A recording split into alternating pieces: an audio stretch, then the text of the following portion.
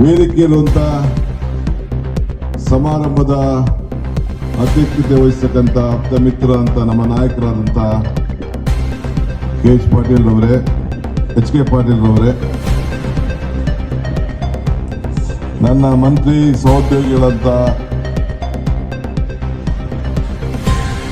ಶ್ರೀ ಖಂಡ್ರೆ ಅವರೇ, ವಿಧಾನ ಪರಿಷತ್ತಿನ ಸಭಾಪತಿಗಳಂತ ನಮ್ಮ ಹೊರಟಿ ಸಾಹೇಬ್ರೆ, ಜಿ.ಟಿ. ದೇವೇಗೌಡ್ರೆ, ಬಹಳ ಜನ ಎಲ್ಲ ವೇದಿಕೆಯಲ್ಲಿದ್ದಾರೆ. ನಾನೇ ಹೇಳಿದೆ ಯಾರ ಹೆಸರು ತಗೊಳ್ಳೋದು ಬೇಡ ಅಂತ. ಸೊ ಯಾರು ಅನ್ಯತಾ ಭಾವನೆ ಬೇಡ. ಎಲ್ಲ ವೇದಿಕೆ ಇರುವಂತೆಲ್ಲ ಮುಖಂಡಗಳೇ, ಕೆಳಗಡೆ ಬಹಳ ತಾಳ್ಮೆಯಿಂದ ಈ ಸಮಾರಂಭವನ್ನು ಯಶಸ್ಸಾಗಬೇಕು ಅಂತ ಹೇಳಿ ಇಲ್ಲಿ ಕೂತ್ಕೊಂಡಿರುವಂತ ಎಲ್ಲ ಬಂಧು ಭಗಿನಿಯರೇ, ಬಹಳ ದೂರದಿಂದ ಇದನ್ನ ಗಮನಿಸ್ತಾ ಇರೋಂಥ ಎಲ್ಲ ನನ್ನ ಹಿರಿಯರೇ, ತಾಯಂದಿರೇ, ಬಂಧು ಬಗೆಯರೇ, ನಮ್ಮ ಹಳ್ಳಿಯಲ್ಲಿ ಒಂದು ಗಾದೆ ಇದೆ, ಮುಂಗಾರು ಮನೆಗೆ ಸಿಕ್ಬೇಡ, ಕೊನೆ ಭಾಷಣಂಗಾರ ಆಗ್ಬೇಡ. ಎಲ್ಲ ರಸಪಸ ಎಲ್ಲ ಕುಟ್ಟಾಕ್ಬಿಟ್ಟಿರ್ತಾರೆ. ಹಂಗೆ ಖರ್ಗೆ ಸಾಹೇಬ್ರಿಂದ ಹಿಡಿದು ಈಶ್ವರ್ ಖಂಡ್ರೆ, ಹೊರಟಿ ಸಾಹೇಬ್ರು, ಜಿ.ಟಿ. ಎಲ್ಲ ಸೇರಿ ಕುಟ್ಟದ್ದು. ಈಗೇನು ಎಚ್.ಕೆ. ಪಾಟೀಲ್ ನನಗೆ ಇಬ್ಬರು ಏನು ಉಳಿದಿಲ್ಲ. ಒಬ್ಬ ದೊಡ್ಡ ಧೀಮಂತ ನಾಯಕ ಸ್ಮರಿಸಲಿಕ್ಕೋಸ್ಕರ ನಾವೆಲ್ಲ ಇಲ್ಲಿಗೆ ಬಂದಿದ್ದೇವೆ. ಈ ವರ್ಷ ತಾನೇ ನಾವು ಮಹಾತ್ಮ ಗಾಂಧೀಜಿಯವರ 100 ವರ್ಷ ಈ ದೇಶಕ್ಕೆ ಸ್ವಾತಂತ್ರ್ಯ ತಂದುಕೊಟ್ಟಿದ್ದ ನಾಯಕತ್ವವನ್ನ ಬೆಳಗಾಂನಲ್ಲಿ ಆಚರಣೆ ಮಾಡಿದ್ರು. ಎಚ್.ಕೆ. ಪಾಟೀಲ್ ಅವರ ಮುಖಂಡತ್ವ ಕೂಡ ಅದಕ್ಕೆ ವಹಿಸಿದ್ರು. ಇವತ್ತು ಅವರ ತಂದೆಯ ಪ್ರತಿಷ್ಠಾಪನೆಯ ಹೆಸರಿನಲ್ಲಿ ಜನ್ಮ ಶತಮಾನೋತ್ಸವನ ನಾವು ಆಚರಣೆಯನ್ನ ನಾವು ಮಾಡ್ತಾ ಇದ್ದೀವಿ. ನಾನು ಏನ್ ಭಾಷಣ ಮಾಡಬೇಕು ನನಗೆ ಅರ್ಥ ಆಗ್ತಾ ಇಲ್ಲ. ಆದ್ರೂ ಕೆಲವು ವಿಚಾರ ಹೇಳಲೇಬೇಕು. ಇಲ್ಲಿ ನಿಂತ್ಕೊಂಡ ಮೇಲೆ ಜ್ಯೋತಿ ಬೇರೆ ಬೆಳೆಸಿದ್ದೀವಿ. ಆ ಜ್ಯೋತಿ ಎಚ್.ಕೆ. ಪಾಟೀಲ್ ಅವರ ಚಿಂತನೆ, ಆದರ್ಶ, ಬದುಕು ಇವೆಲ್ಲ ಕೂಡ ಎಲ್ಲರೂ ಕೂಡ ದಾರಿದೀಪವಾಗ್ಲಿ ಅಂತ ಹೇಳಿ ಆ ಜ್ಯೋತಿಯನ್ನು ನಾವೆಲ್ಲ ಬೆಳೆಸಿದ್ದೇವೆ. ಭೀಷ್ಮ ಧರ್ಮರಾಯನಿಗೆ ಒಂದು ಮಾತು ಹೇಳಿದು ನನಗೆ ನೆನಪಾಗ್ತದೆ. ಏನು ಹೇಳಿದ ಅಂತಂದ್ರೆ, ಕನ್ನಡದಲ್ಲಿ ಅದನ್ನ ತರ್ಜಮೆ ಮಾಡ್ತೀನಿ. ಋಣೈ ಚತುರ್ಭಿ ಸಂಯುಕ್ತ ಜಾಯಂತೆ ಮಾನವ ಭುವಿ ಪಿತೃ ದೇವರ್ಷಿ ಮನುಜೈ ತೇಭ್ಯಂ ತೇಭ್ಯಸ್ಥ ಧರ್ಮತ ಅಂತ. ಅಂದ್ರೆ ಮನುಷ್ಯ ಹುಟ್ಟುವಾಗ 4 ಋಣದಲ್ಲಿ ಹುಟ್ಟದಂತೆ. ಒಂದು ತಂದೆ ತಾಯಿ ಋಣ, ಒಂದು ಗುರುವಿನ ಋಣ, ಒಂದು ದೇವರ ಋಣ, ಒಂದು ಸಮಾಜದ ಋಣ. ಆ ಋಣವನ್ನ ತೀರಿಸ್ಬೇಕಾದ್ರೆ ಧರ್ಮದಿಂದ ತೀರಿಸ್ಬೇಕಂತ. ಹಂಗೆ ಇವತ್ತು ಎಚ್.ಕೆ. ಪಾಟೀಲ್ ಅವರ ಎಲ್ಲ ಬಳಗ, ಅವರ ಪ್ರತಿಷ್ಠಾಪನೆ, ವೇದಿಕೆಯಲ್ಲಿರುವಂತಹ ಎಲ್ಲ ಅವರ ಬಂಧುಗಳು, ಮುಖಂಡಗಳು, ನೀವು ಎಲ್ಲ ಕೂಡ ಈ ಒಂದು ಐತಿಹಾಸಿಕವಾದಂತಹ ಕಾರ್ಯಕ್ರಮವನ್ನು ಧರ್ಮದಿಂದ ತೀರಿಸಲಿಕ್ಕೆ ತಾವೆಲ್ಲ ಪ್ರಯತ್ನವನ್ನು ಮಾಡ್ತಾ ಇದ್ದೀವಿ.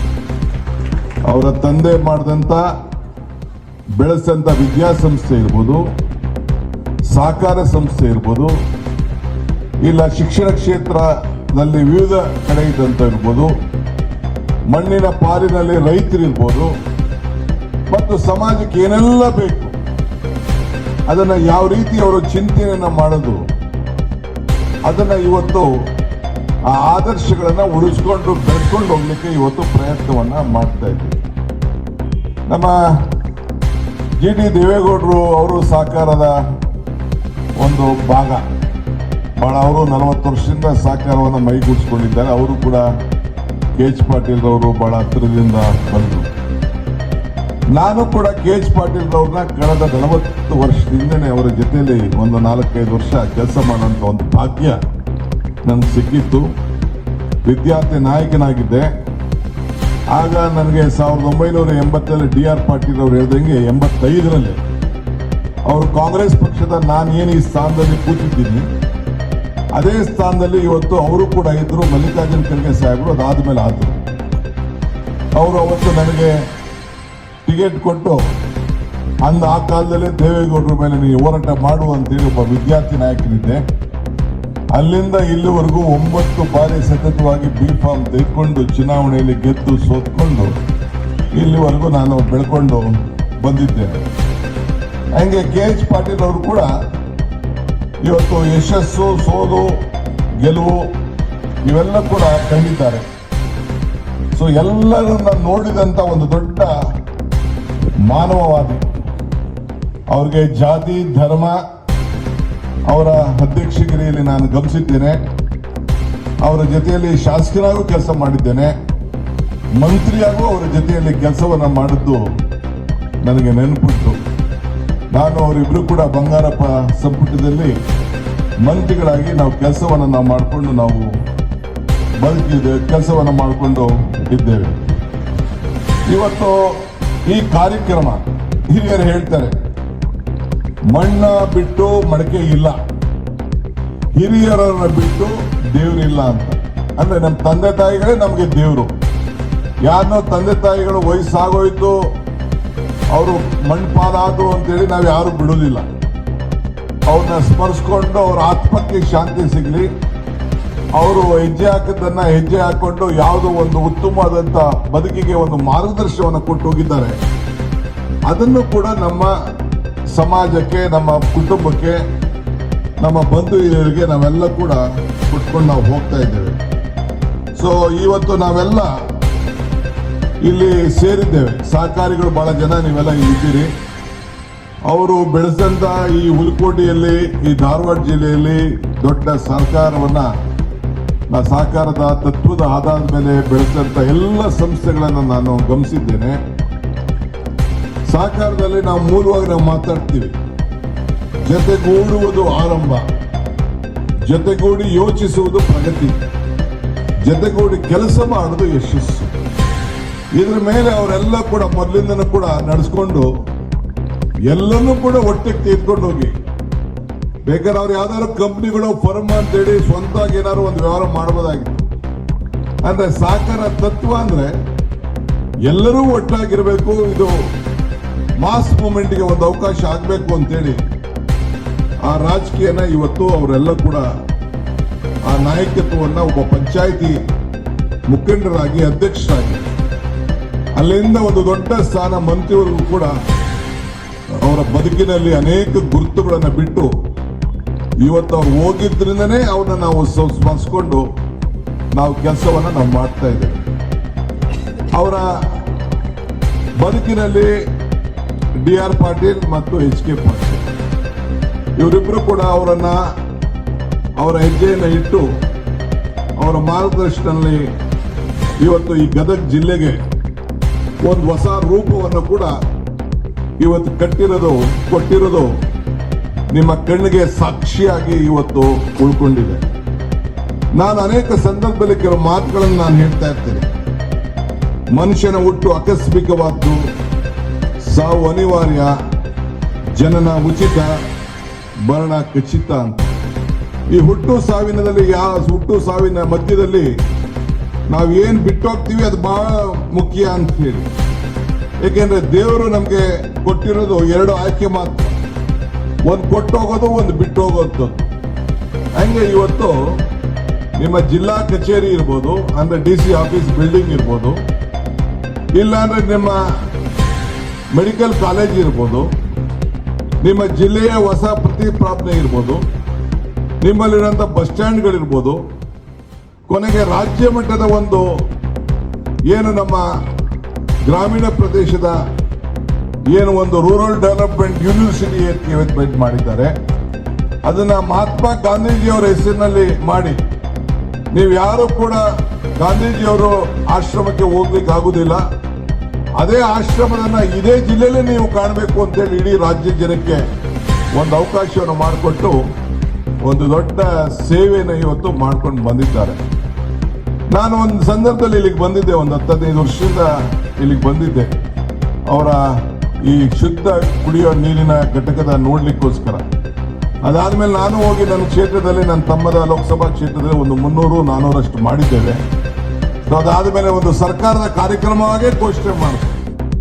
ಇವತ್ತು ಇಡೀ ಕೇಂದ್ರದಲ್ಲೇ ಅದೊಂದು ಸರ್ಕಾರದ ಒಂದು ಕಾರ್ಯಕ್ರಮ ಅನ್ನೋದನ್ನ ಈ ನಿಮ್ಮ ಗದಗಿನ ಚಿಂತನೆ ಎಲ್ಲ ಕೂಡ ಗಮನದಲ್ಲಿ ಇಟ್ಕೊಂಡು ಅವತ್ತು ಕೇಂದ್ರ ಸರ್ಕಾರ ಮತ್ತು ರಾಜ್ಯ ಸರ್ಕಾರ ಜನರಿಗೆ ಒಂದು ಶುದ್ಧಿನ ನೀರನ್ನ ಕೊಡಬೇಕು, 1 ರೂಪಾಯಿಗೆ 10 ಲೀಟರ್ನ ಕೊಡಬೇಕು ಅಂತ ಯಾವ್ದಾದ್ರು ಒಬ್ಬ ನಾಯಕ ಪ್ರಾರಂಭ ಮಾಡಿತ್ತು ಅಂದ್ರೆ ಇದು ನಿಮ್ಮ ಜಿಲ್ಲೆಯಲ್ಲಿ ನಿಮ್ಮ ಜಿಲ್ಲಾ ನಾಯಕರುಗಳನ್ನ ಹೇಳಲಿಕ್ಕೆ ನನಗೆ ಬಹಳ ಸಂತೋಷ ಆಗ್ತದೆ. ಆದ್ರಿಂದ ಜೀವನದಲ್ಲಿ ನಂಬಿಕೆ ಮತ್ತು ಸಂಬಂಧ ಬಹಳ ದೊಡ್ಡವಾದಂಥ ವಿಚಾರ. ನಂಬಿಕೆ ಇಲ್ಲ ಅಂದ್ರೆ ಯಾವ ಸಂಬಂಧಗಳನ್ನು ಉಳಿಲಿಕ್ಕೆ ಸಾಧ್ಯ ಇಲ್ಲ. ಹಾಗೆ ಸ್ನೇಹ ಇವೆಲ್ಲ ಕೂಡ ನಾವು ಏನು ಒಂದು ಪ್ರೀತಿ ವಿಶ್ವಾಸದಿಂದ ನಾವು ಬೆಳೆಸ್ಕೊಂಡು ಹೋಗ್ತಾ ಇದ್ದೇವೆ, ಅದು ಉಳಿಲಿಕ್ಕೆ ಸಾಧ್ಯ. ಮರಕ್ಕೆ ಬೇರೆ ಎಷ್ಟು ಮುಖ್ಯನೋ ಮನುಷ್ಯನಿಗೆ ನಂಬಿಕೆ ಕೂಡ ಹಂಗೆ ಮುಖ್ಯ.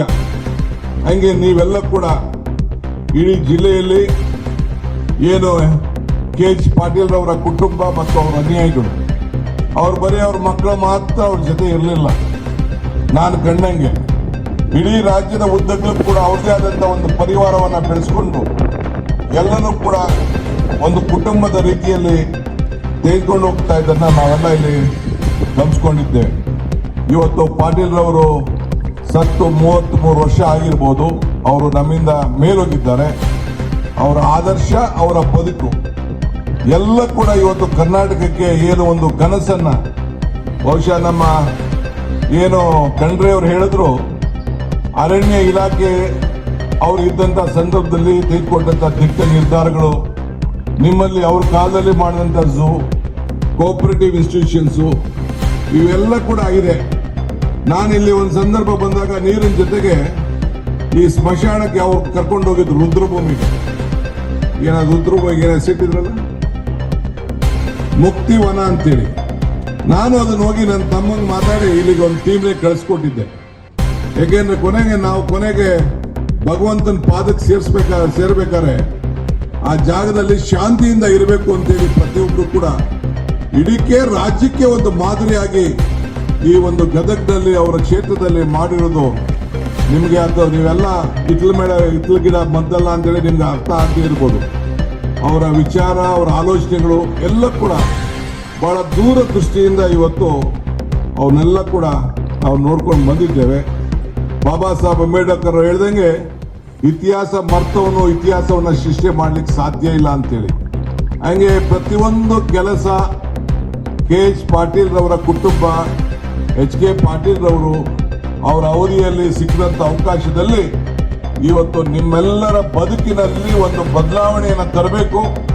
ಮೊನ್ನೆ ತಾನೇ ಕ್ಯಾಬಿನೆಟ್ ಅಲ್ಲಿ ನಿಮ್ಮಲ್ಲಿ ಒಂದು 40 ಎಕರೆ ಜಾಗ ಇತ್ತು, ಅದಕ್ಕೊಂದು ಹೊಸ ರೂಪವನ್ನು ಕೊಡಬೇಕು ಅಂತ ಹೇಳಿ ಕ್ಯಾಬಿನೆಟ್ ಅಲ್ಲಿ ಕೂಡ ಅದನ್ನ ಅಪ್ರೂವಲ್ ಮಾಡಿಸಿ, ನಾನು ಅನೇಕ ಸಾಕ್ಷಿ ಗುಡ್ಡೆಗಳನ್ನ ನಾನು ಎಷ್ಟು ದಿನ ಇರ್ತೀನಿ ಇಲ್ಲ ಅನ್ನೋದು ಮುಖ್ಯ ಅಲ್ಲ, ನನ್ನ ಅವಧಿಯಲ್ಲಿ ಈ ಕ್ಷೇತ್ರದ ಮಹಾಜನತೆಗೆ ಋಣವನ್ನು ತೀರಿಸಬೇಕು, ಈ ಜಿಲ್ಲೆಗೆ ಋಣವನ್ನು ತೀರಿಸಬೇಕು ಅಂತೇಳಿ ಒಂದು ದಿಟ್ಟವಾದಂಥ ತೀರ್ಮಾನವನ್ನು ಈ ಸಂದರ್ಭದಲ್ಲಿ ಮಾಡ್ಕೊಂಡು ಬಂದಿದ್ದಾರೆ.